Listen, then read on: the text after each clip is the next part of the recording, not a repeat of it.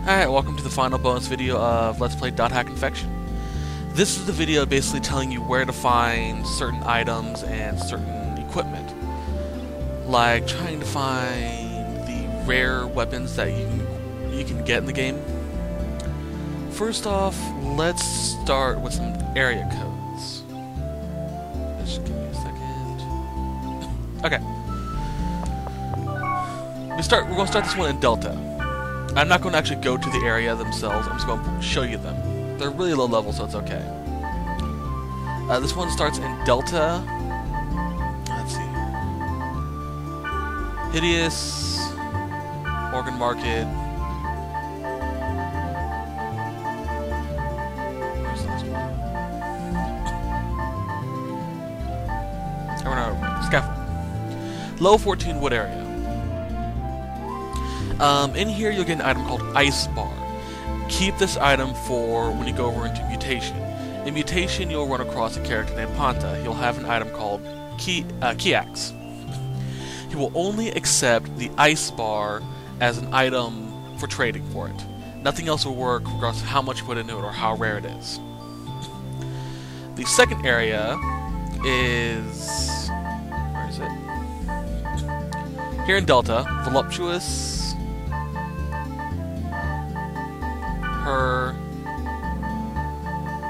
Where's the last one? Remnant.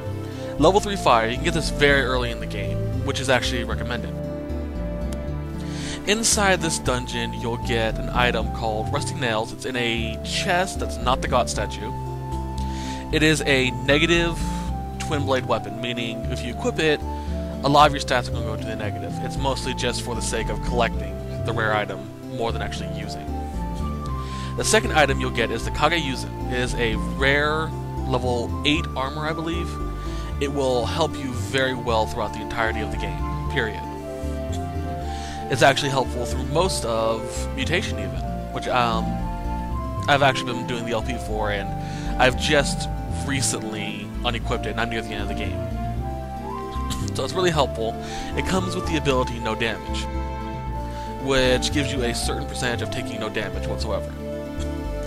Now the last one is over on Theta. So let's head over there.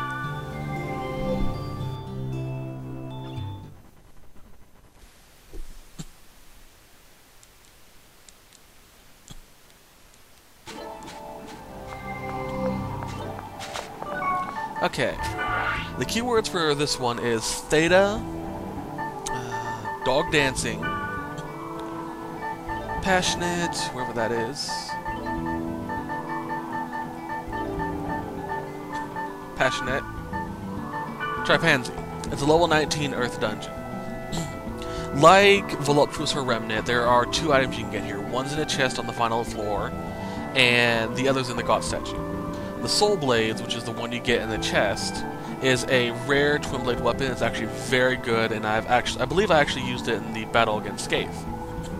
The Ceramic Helm is a helmet, obviously, that's rare, obviously, that gives you Rixame and Regain, which basically restores your HP over time as well as your SP over time. I didn't equip it at all to Kaito. I gave it to Black Rose. She still has it equipped, I believe. In this game she does, at least. Anyway, it's actually a very good armor to have. It's also good to have those status effects. What else is there? Okay, let's go on to rare weaponry. There's the rare weapon Bombayi. It's a twin blade weapon. You get it from Daydreaming Moon Guardians, which you can get in Theta Chosen Hopeless Nothingness. It is the final dungeon of the game main storyline. You can also get it in the Delta Hideous Someone's Giant, which is the bonus dungeon you get for beating the game.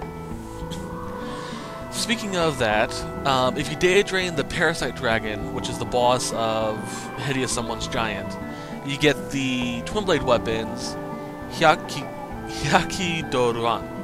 Sorry, it's a long name, hard to pronounce. It is the best twin blade weapons for Infection, which is what my kite currently has equipped. The next weapons are for heavy blades. You can get the Sakabato, which you can get from Daedraining Hellhounds. Now, you can get these at pretty much any high-level area. Let's see here. Warp history.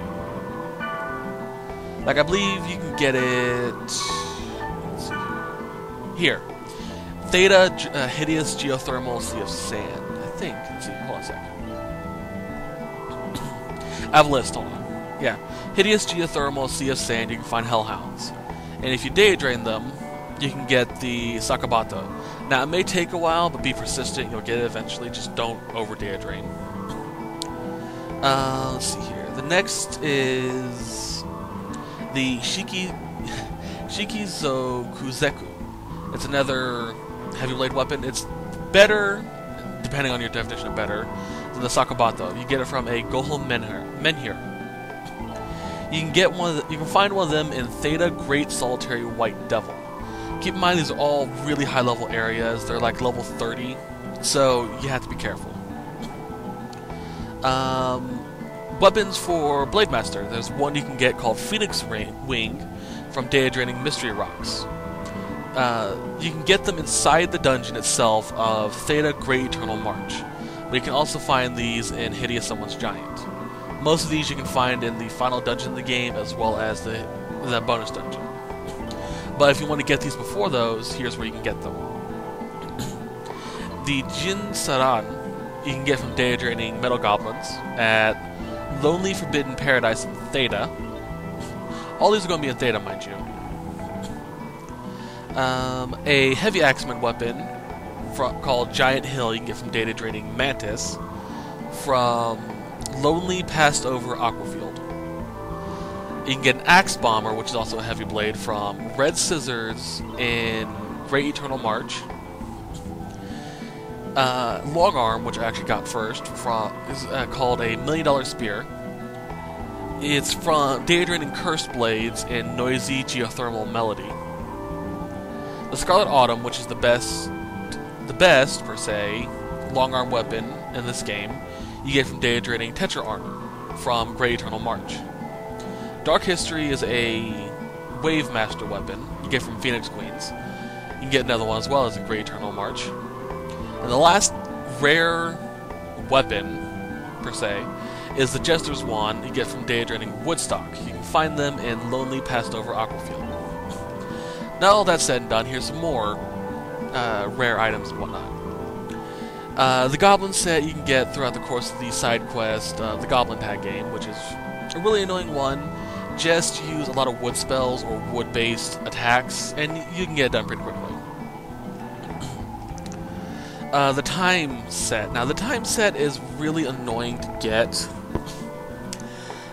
because to get the entire set, you have to get a ranking position, which is about 2 minutes, which means you have to complete an entire dungeon from Warp to Zeet statue, which is the god statue there, in under 2 minutes. The same is to get it. You need to get at least 2 minutes and 19 seconds, which is Balmog's time. Balmog's time is 2:20, so get better than that, and you get the entire time set. The best place to do this is in Delta Chronicling Pagan Sunny Demon.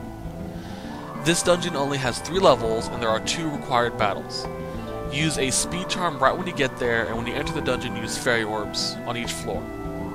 If you do this quickly, you can, run straight through it. And, yeah, it'll be that easy. I recommend doing this at a relatively high level, like level 20-ish. You'll be fine. I was able to complete it early in the game with 1 minute 44 seconds, which is actually pretty good. Now, when you get the equipment, it'll probably be a lot weaker than any current weapons you have at the time. The main draw of the time set is this. It gives you high evade and accuracy. Let's see, yeah. I have the time blades in my box, but it'll give you high evade accuracy. If you equip the daggers themselves, it'll give you 99 accuracy, which means you're pretty much hitting every time. But the problem is, they're weak, so it's still good, it's just, yeah. The other main downside to the time set is it gets rid of all of your abilities and only gives you the spell Opto, which is basically haste. So, customize as you see fit. Like, I have most of the time set, except for the armor and the blades. This is because it gave me great evade, great accuracy, and so on and so forth. Anyway, that's basically all there is that's hidden in the game. What else is there? Okay, for those that actually have the game and have the Liminality DVD, there is an Easter egg in it. I'm going to tell you that now since this is the last bonus I'm going to do for Infection. If you go to the title menu and highlight Data, or go into Data, then you highlight the option Main and press right and then left, you'll get basically Gallery, which is a timeline of the entirety of the game. From Fragment to the end of the Hack Infection. So it's a good way to see how the story has progressed and all the other information about it. So I hope you guys have enjoyed the Hack Infection, and I shall see you in Mutation. Bye.